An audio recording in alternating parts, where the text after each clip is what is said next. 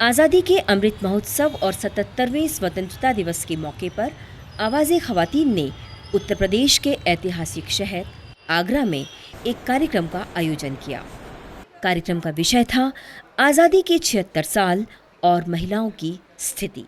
इस कार्यक्रम का आयोजन परिवार की पहल की संस्थापक श्रीमती आशा भदौरिया के सहयोग से किया गया, जो कार्यक्रम में मुख्य अतिथि के तौर पर मौजूद थीं। इनके अलावा कार्यक्रम में स्थानीय समाज सेविका इंदिरा ठाकुर, पुष्पा सिरोही, अर्पणा सिंह और एडवोकेट अजय चाहर भी मौजूद थे। कार्यक्रम का आयोजन आगरा के यूथ हॉस्टल में किया गया, जहां पर करीब 200 महिलाएं मौजूद थीं। इस मौके पर आवाज़े ख़वातीन की निदेशक रत्ना शुक्ला आनंद ने महिलाओं को संबोधित करते हुए कहा कि महिलाओं के साथ जितनी भी समस्याएं हैं, उसके पीछे सबसे बड़ा कारण है अशिक्षा। उन्होंने कहा कि अशिक्षित होने के कारण महिलाएं अपने अधिकार और हक हुकूक को समझ नहीं पा रही हैं। ऐसा क्यों है कि समाज के जो दूसरे तबके हैं उनकी महिलाएं अभी उतनी सशक्त नहीं हो पाई है। मैं बात कर रही हूँ मिडिल क्लास या फिर उससे नीचे के तबके की, जहाँ पर अब भी अशिक्षा है और अशिक्षा इसका बहुत बड़ा कारण है। हमें जागरूक होना पड़ेगा। अगर हमें वाकई अपनी बेटियों को, बहनों को बराबरी का हक देना है, तो ये हक देने की शुरुआत घर से होगी, एक माँ से होगी, एक पत्नी से होगी, जहाँ पर वो ये सुनिश्चित करेगी कि अपनी बेटी को वो उसके हक हुकूक दिलवा सके। क्योंकि अब भी मैं देखती हूँ समाज में ऐसे बहुत सारे लोग हैं जो बेटियों को एक निश्चित कक्षा तक पढ़ने देते हैं, इसके बाद वो कहते हैं कि आगे की तालीम इनके लिए जरूरी नहीं है। लेकिन अगर तालीम नहीं होगी तो आपकी बात कहीं सुनी नहीं जाएगी, आपकी सुनवाई नहीं होगी। एक पढ़ी लिखी महिला अपने कानून के प्रति, अपने अधिकारों के प्रति जागरूक रहती है, वो अपनी बात कह सकती है। इस मौके पर श्रीमती आशा भदौरिया ने महिलाओं का मार्गदर्शन करते हुए कहा कि सक्षम बनिए, कुछ हुनर सीखिए और रोजगार करिए। सक्षम होना जरूरी है। देखो शिक्षा कराओ, बट अभी जो बड़ी दुनिया कोई नहीं पढ़ेगी, मुझे तो नहीं लगता।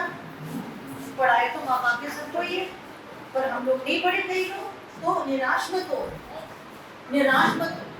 आप घर से अपना बिजनेस खोलो, बहुत सारी चीजें मैं आऊंगी, अगली बार में मैं आऊंगी, एक मीटिंग करेंगे। पहले तो हेल्थ कैंप बोलेंगे। हेल्थ कैंप में आपकी सबकी हेल्थ की टेस्ट होगा। सारा टेस्ट मतलब आपकी तबीयत सही है कि नहीं, बिकॉज आपका शरीर सही नहीं होगा, क्योंकि हमें नहीं पता चलता। 6 महीने में हम लोग टेस्ट नहीं कराते, एक महीने, एक साल में कराते। हमें कैंसर निकल जाता है, कभी कुछ निकल जाता है, क्योंकि वो बुला के नहीं आता, वो बता के नहीं आता कि मैं कैंसर आ गया। ठीक है, हम सब हेल्थ कैंप खोलेंगे एक नेक्स्ट उसमें, और सबका चेकअप होएगा, प्रॉपर तरीके से कार्ड बनेगा, और कोई भी दवा की कोई भी रिक्वायरमेंट होगी हम लोग करेंगे आपकी, हम आपकी मदद करेंगे। हम दिल्ली से आए हैं आपकी मदद करने नहीं आए हैं। आप बेफिक्र होइए, हमें कोई भी वोट नहीं चाहिए, हम कोई पॉलिटिशियन नहीं है। ठीक है, हम आम जनता की हेल्प करने हैं। मेरी मातृभूमि है, इसलिए मैं चाहती हूँ मेरी बहनें बहुत आगे बढ़े और ऊंचाई पे जाएं, और अपने हक के लिए आप तभी लड़ सकते हो, तब आप सक्षम होंगे, आपके पास पैसा होगा। पैसे की आवाज होती है, ये हमेशा ध्यान रखना। आपके पास एक पैसा नहीं होगा तो आप कोई भी लड़ाई नहीं कर सकते। समाज सेविका इंदिरा ठाकुर ने महिलाओं से कहा कि वो गरीब और होनहार बच्चों के लिए मुफ्त शिक्षा की व्यवस्था करेंगी। उन्होंने महिलाओं को सरकारी योजनाओं, बच्चों के लिए मुफ्त शिक्षा, वृद्धा पेंशन और सेल्फ हेल्प ग्रुप बनाकर रोजगार शुरू करने के बारे में बताया। अगर गरीब बेटियां हैं, किसी के पढ़ाने में आप लोग अक्षम हैं, नहीं पढ़ा सकते हैं, तो हम लोग उन लोगों की फीस माफ कर देते हैं। मैं आपको स्कूल में नाम बता दूंगी, किस किस स्कूल में हम एडमिशन कराते हैं। बिल्कुल एक पैसा नहीं लिया जाएगा आप लोगों से, लेकिन पढ़ना जरूरी है। मेरा नंबर लिख लीजिएगा, 9410253547। वकील अजय चाहर ने सभी महिलाओं को मुफ्त कानूनी सुविधा उपलब्ध कराने का करार किया। उन्होंने कहा कि किसी भी महिला को लाचार और बेसहारा नहीं छोड़ा जाएगा। अगर आगरा में किसी भी महिला के साथ उत्पीड़न या अत्याचार हो रहा है तो हम